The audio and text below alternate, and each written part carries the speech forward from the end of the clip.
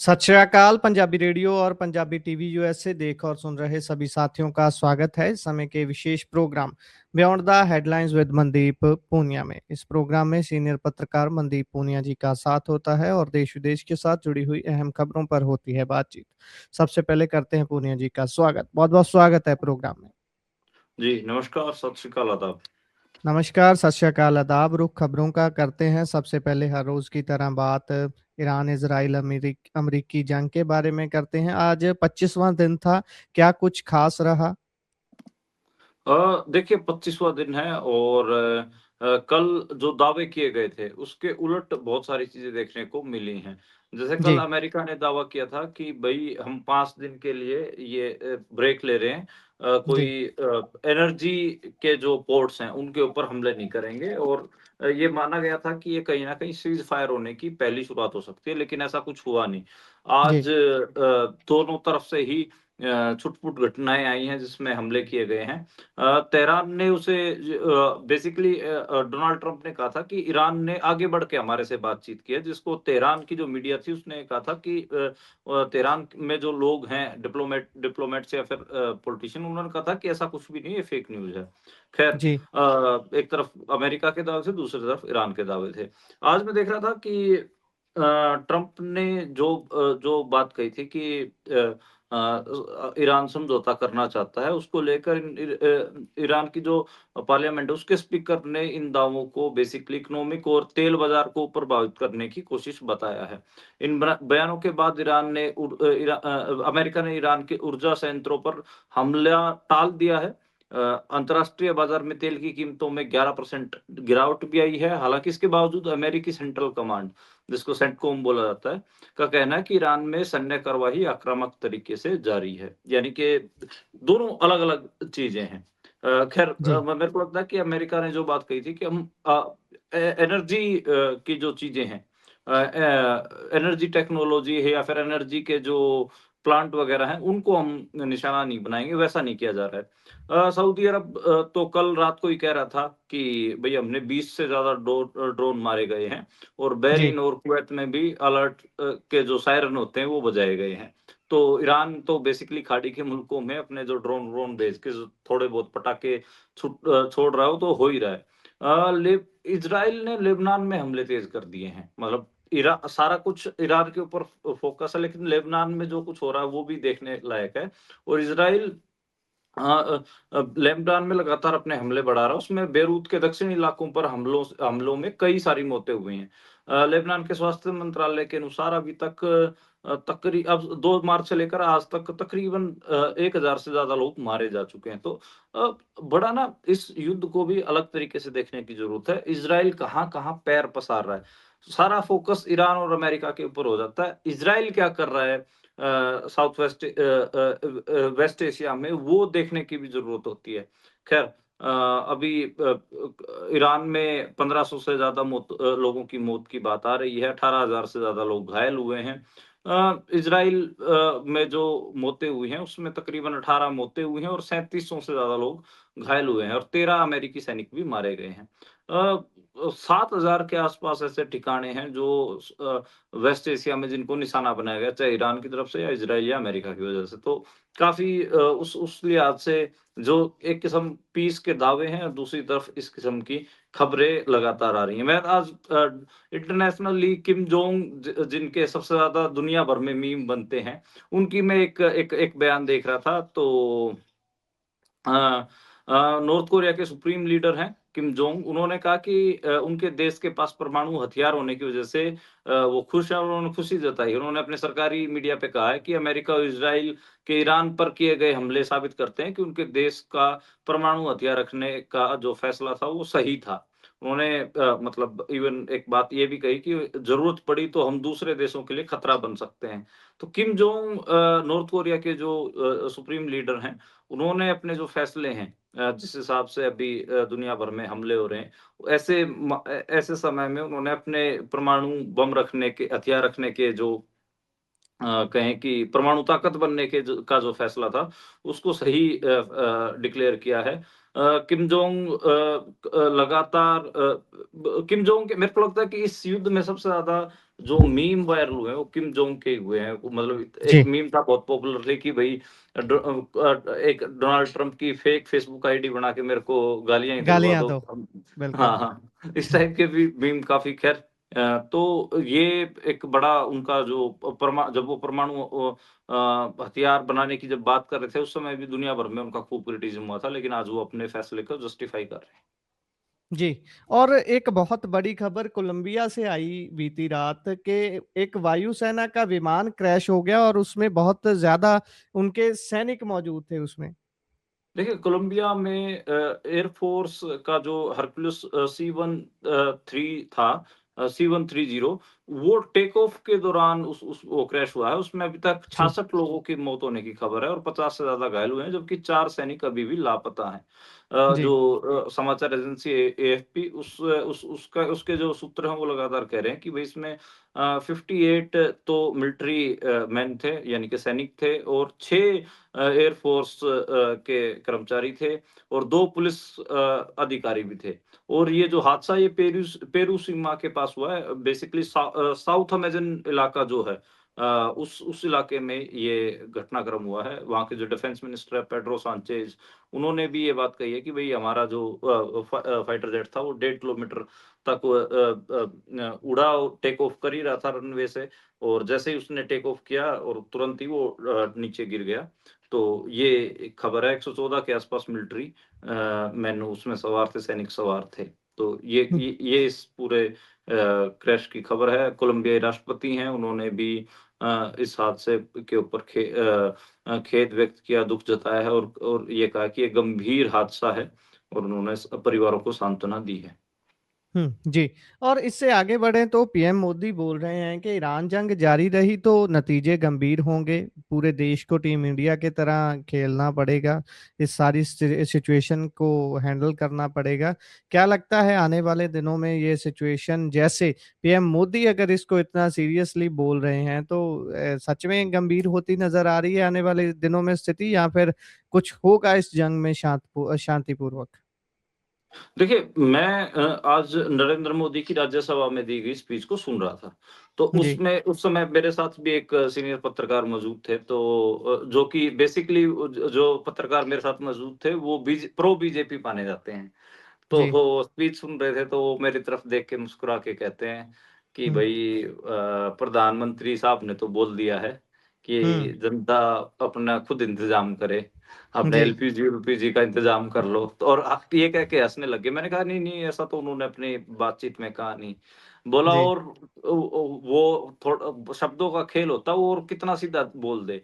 हुँ, तो मैं वो शब्द बता रहा हूँ, नरेंद्र मोदी ने जिनका चुनाव आज अपने राज्यसभा के भाषण में किया है। उन्होंने 21 मिनट के आसपास स्पीच दी है। उसमें उन्होंने कहा कि भई अगर ये जंग जारी रहती है तो इसके दुष्परिणाम होंगे, और ये आने वाले टाइम में देश की सबसे बड़ी परीक्षा होने वाली है।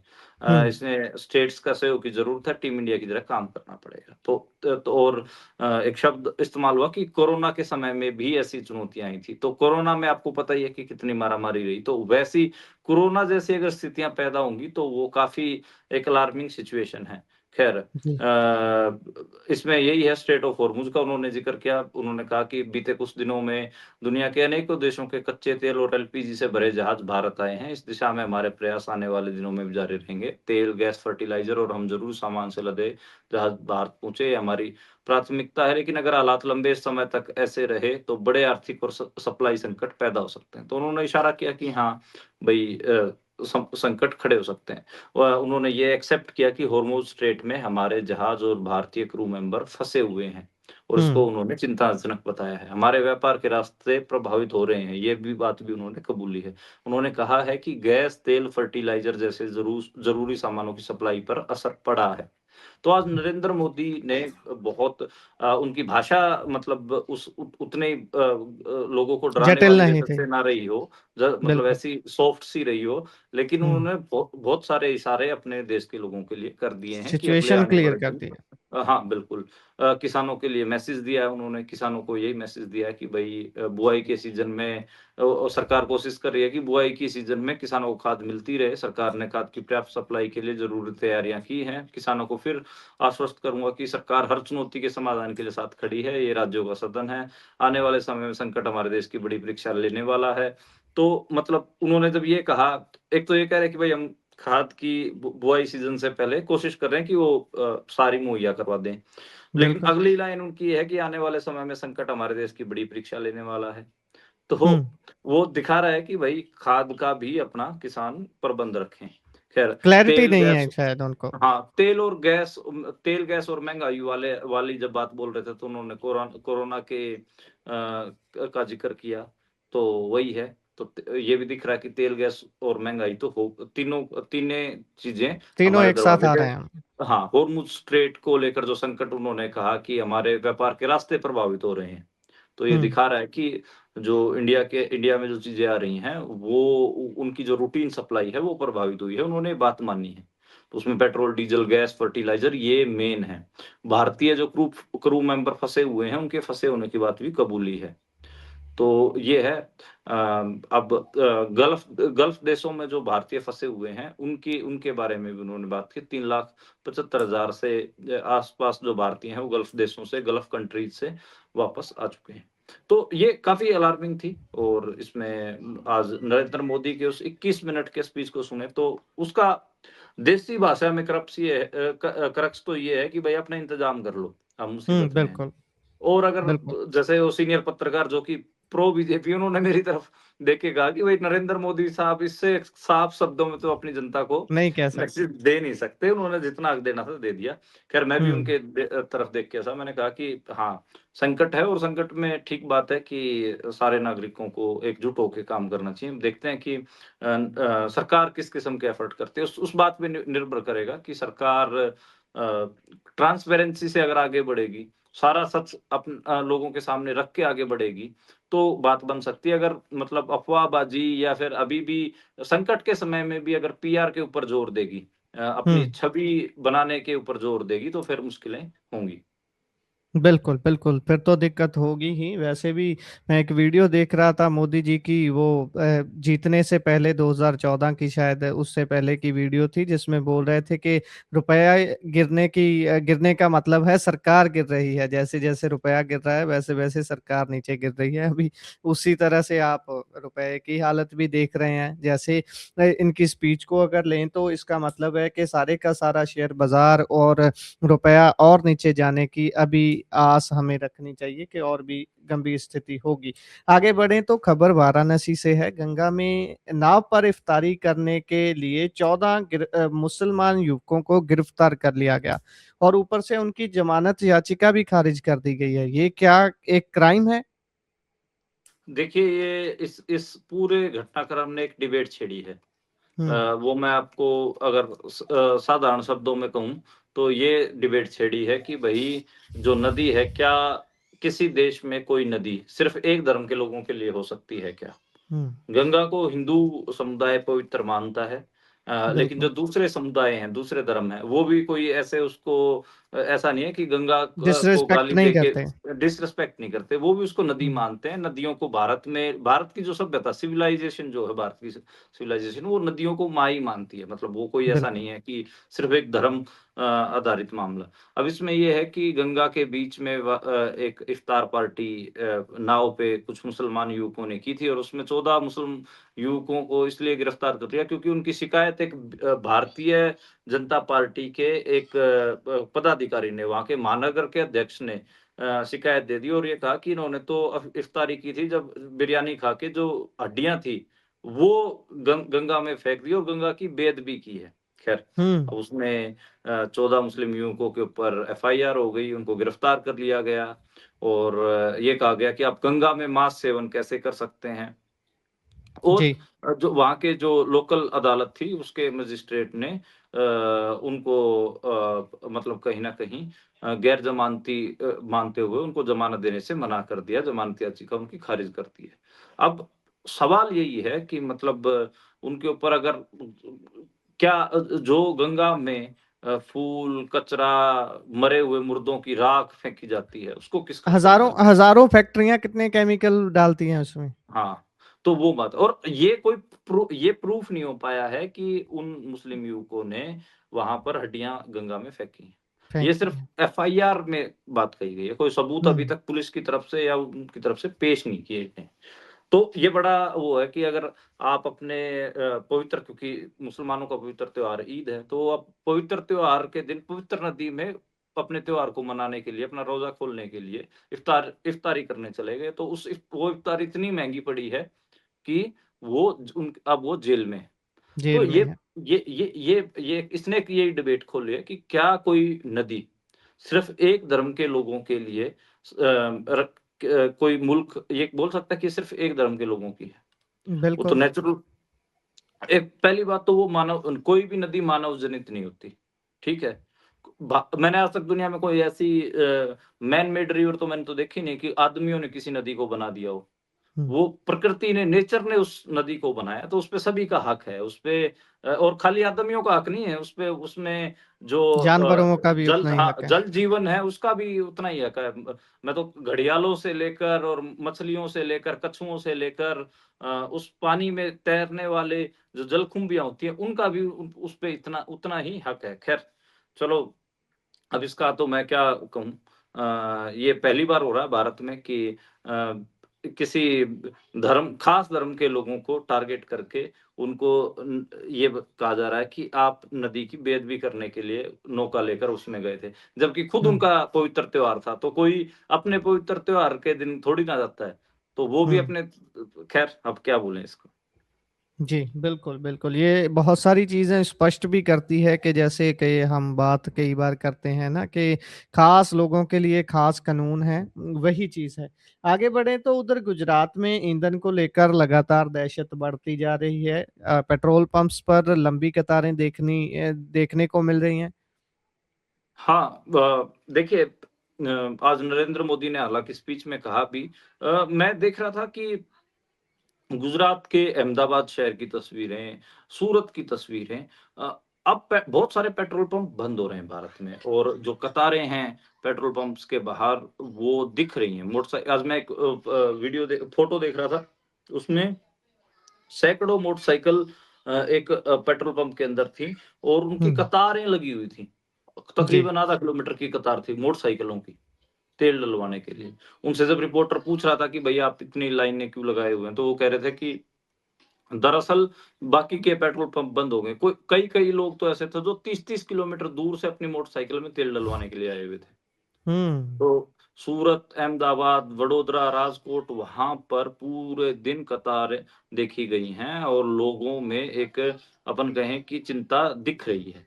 तो स्ट्रेट ऑफ हॉर्मुज़ जो बंद है नरेंद्र मोदी खुद पार्लियामेंट में कह रहे हैं, तो उसका असर ग्राउंड पे तो दिखेगा। और देखिएगा।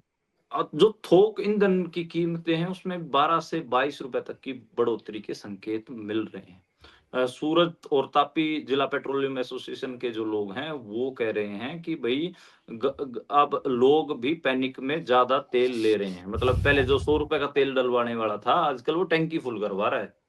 ठीक है? बिल्कुल। तो वो उधर भी पैनिक पैनिक इतना पैनिक है कि लोगों की डिमांड भी बढ़ी हुई है। बोले कि जो खेती-बाड़ी करने वाले लोग हों, टैंकी की टैंकी भरवा के हज़ार-हज़ार लीटर की टैंकियाँ भरवा के किसान लेके जा रहे हैं। तो वो भी है।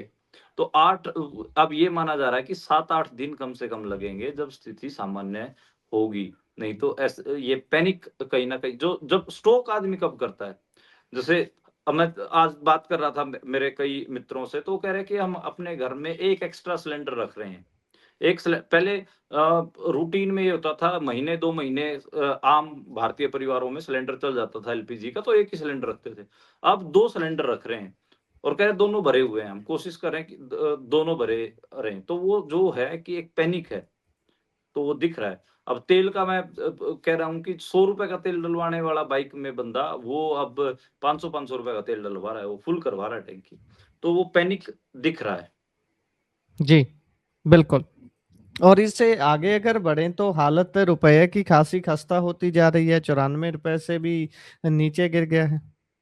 देखिए 94.3 रिकॉर्ड हम्म। निचला दर आप कह सकते हैं और अब काफ़ी डॉलर के मुकाबले भारतीय पैसा काफ़ी कमज़ोर हुआ है और इसको लेकर अलग-अलग आकलन भी हैं। अब पै रुपया इतना ज़्यादा गिर रहा है, तो उसके बहुत सारे मतलब विश्लेषक अलग-अलग किस्म की चीज़ें कह रहे हैं। लोग कह रहे हैं कि रुपया नकारात्मक रूप के साथ कारोबार करेगा क्योंकि बिगड़ते वैश्विक हालात और ग्लोबल पॉलिटिक्स तनाव के कारण रुपए पर दबाव बना रह सकता है। हालाँकि रिज़र्व बैंक द्वारा समय-समय पर किए जाने वाले हस्तक्षेप से निचले स्तरों पर रुपए को सहारा मिल सकता है। उन्होंने यह भी जोड़ा कि डॉलर के मुकाबले रुपए की सपोर्ट कीमत 93.60 से 94.40 के दायरे में रहने की संभावना है। यानी कि जो एक्सपर्ट हैं वो कह रहे हैं कि भई अब 94.50 हो जाए, 40 हो जाए, इसी इसी में झूलता रहेगा।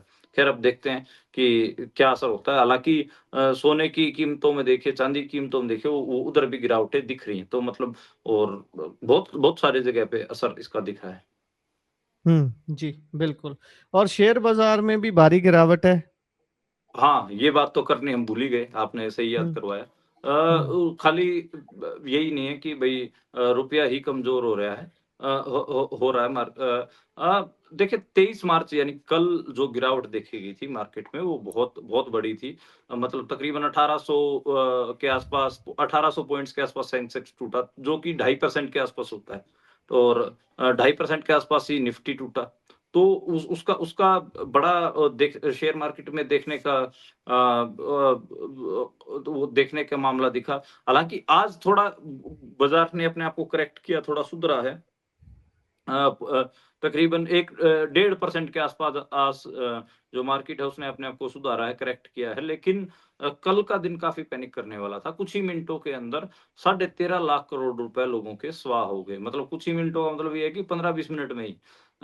अब यही है कि अब देखते हैं कि आगे जो किस किस्म का मामला रहता है। अब तो ये भी है कि जो ब्रेंट क्रूड है, जो अमेरिका का फैसला है, उसके कारण ब्रेंट क्रूड भी तकरीबन थोड़ा-सा स्टेबल सा होता दिख रहा है, नहीं तो एक बार $126 प्रति बैरल पहुँच गया था। आज 110-115 के बीच में झूल रहा है, तो मतलब वही 110, 109 ऐसे ही झूलेगा अब।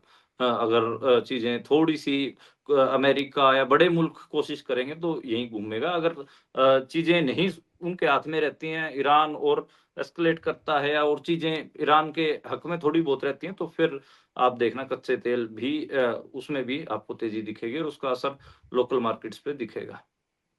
बिल्कुल, बिल्कुल। और इससे आगे बढ़ें तो आज सुप्रीम कोर्ट से एक फैसला आया है कि केवल हिंदू, बौद्ध और सिख ही अनुसूचित जाति का दावा कर सकते हैं और जो धर्म तब्दील किया जाता है, बदला जाता है, उसके ऊपर ये ख़ासा असर डालेगा। पंजाब में भी जब हम देखते हैं अगर कुछ लोग क्रिश्चियनिटी की ओर झुकाव रखते हैं, क्रिश्चियन बनते हैं, तो वो अपनी अगर अनुसूचित जाति से वो आते हैं, तो वो अपना उस दावे को नहीं छोड़ते, वो लगातार स्कॉलरशिप अलग-अलग तरह के फ़ायदे उस पर लेते रहते हैं। तो क्या इस पर अभी सीधे तौर से कोई असर पड़ेगा जो ले रहे हैं पहले से इस चीज़ का बेनिफिट? देखिए मैं 2024 के जो लोकसभा चुनाव कवर करने के लिए मध्य प्रदेश में गया था, वहाँ पे मेरी मुलाकात आदिवासी इलाकों में बहुत सारे ऐसे लोगों से हुई थी, जो कि क्रिश्चियन जिन्होंने धर्म अपना रखा था। लेकिन उन्होंने जो अपने कागज़ात थे उसमें किसी भी धर्म में ना होने की बात कही थी, अपने आप को सिर्फ़ ट्राइबल ही बताया था, आदिवासी बताया था, हिंदू धर्म में बताया था। तो मैंने उनसे पूछा कि आपके घर में तो भई ईसा मसीह की तस्वीर है, आपके गाँव में गिरजाघर भी बना हुआ, उसमें आप जा रहे हैं, शादियाँ उसमें हो रही हैं, तो आप कागज़ों में क्यों नहीं लिखवा रहे? उन्होंने मेरे को कहा कि अगर हम कागज़ों में लिखवा लेंगे तो हमारा जो आदिवासी यानी कि एसटी शेड्यूल्ड ट्राइब का जो रिज़र्वेशन है वो छिन जाएगा। हुँ, पंजाब में भी हम देखते हैं। इसलिए जो नंबर है क्रिश्चियन लोगों का जो नंबर है पंजाब में कागज़ों के अंदर वो उतना पकड़ में नहीं आता है। कल ही मैं राजू विलियम के साथ किसी पैनल में बैठा था। राजू विलियम पंजाब के सीनियर जर्नलिस्ट हैं लुधियाना। उन्होंने तकरीबन बड़े अंग्रेजी अखबारों में, नेशनल अखबारों में काम किया हुआ है। तो राजू विलियम खुद क्रिश्चियन है, तो वो एक एक पॉइंट पे जब इस चीज़ की बहस छिड़ी तो उन्होंने कहा कि जो पाकिस्तानी पंजाब है, उससे कम नंबर भारत के पंजाब में क्रिश्चियंस का है। तो मैंने उनको ऐसे हालाँकि बीच इंटरव्यू में नहीं टोका, लेकिन बाद में मैंने उनको कहा कि आपको भी पता है कि जो नए-नए कन्वर्जन्स हो रहे हैं, उसमें वो लोग अपने आप को क्रिश्चियन रजिस्टर नहीं रजिस्टर करवा रहे। नहीं करवाते, नहीं तो उनका रिज़र्वेशन खुल जाएगा। आज इसके ऊपर पिटीशन लगाई गई थी और 2025 से ये मामला चल रहा था। पीके मिश्रा और एनवी अंजारिया की एक बेंच थी, उसने ये फैसला सुनाया कि अगर आप भई दलित हैं, ईसाई या फिर मुस्लिम समुदाय अपना लेते हैं, तो फिर आप जो आप फिर अपनी जाति का दावा नहीं कर सकते, आप हुँ। रिज़र्वेशन का दावा नहीं कर सकते। ये आज फैसला सुनाया गया। इसको लेकर कई सारे डिबेट भी हो रहे हैं, कई सारे सवाल भी उठ रहे हैं। पंजाब में तो प्रोटेस्ट भी शुरू हो गए हैं इसके अगेंस्ट। बिल्कुल। जी, आगे बढ़ें तो उधर डीएम के सुसाइड मामले में भुल्लर को गिरफ्तार कर लिया गया था, पूर्व मंत्री जो हैं, और उनको 5 दिन के रिमांड पर भेज दिया गया है। और इनके पिता कहाँ हैं? क्या उनकी भी साथ में ही गिरफ्तारी हुई थी? उनके बारे में मैं नहीं समझ पाया कि उनका क्या सीन है? देखिए जो साबका मंत्री हैं भुल्लर, उनको आज 5 अदालत ने 5 दिन के पुलिस रिमांड पर भेजा गया है। उनके समर्थकों ने हंगामा भी किया है और आज अंतिम संस्कार भी रंधावा का किया गया है, वो भी हमने देखा। और इसको लेकर काफ़ी अपन कहें कि विवाद भी चल रहे हैं उसमें। जैसे जो बात कहें कि जो भुल्लर की जो फैमिली है, वो जिस किस्म से चीज़ें पुश कर रही हैं, वो भी हमें दिख रहा है। और उसमें एक एक एक तो यही है कि वो कह रहे हैं कि भई फ़ोन क्यों नहीं दे रही है पत्नी, ठीक हुँ, है? और एक अलग आज मैं इस मामले में टर्न बताऊँ तो पंजाब सरकार ने मना कर दिया है कि वो जो इस केस को सीबीआई को सौंपने के हक में नहीं है, पंजाब सरकार कह रही है। जबकि जो रंधावा की पत्नी है, वो कह रही है कि सीबीआई जाँच होनी ही चाहिए। तो हुँ, वो कह रहे हैं कि सरकार और पुलिस तो आम आदमी पार्टी की है, तो वो बचाने की कोशिश करेंगे। और उनकी पत्नी ने एक साफ चीज़ साफ और की है कि वो जो अपना मोबाइल है, वो पुलिस को नहीं देंगी। तो रंधावा की जो पत्नी हैं भूपिंदर कौर, वो इस बात से संतुष्ट नहीं हैं कि जो जाँच है वो पंजाब में ही हो, वो सीबीआई को केस देना चाहती हैं। अमित शाह की भी कल एंट्री हो गई थी लोकसभा में, आपको पता ही है, तो वो दिख रहा है।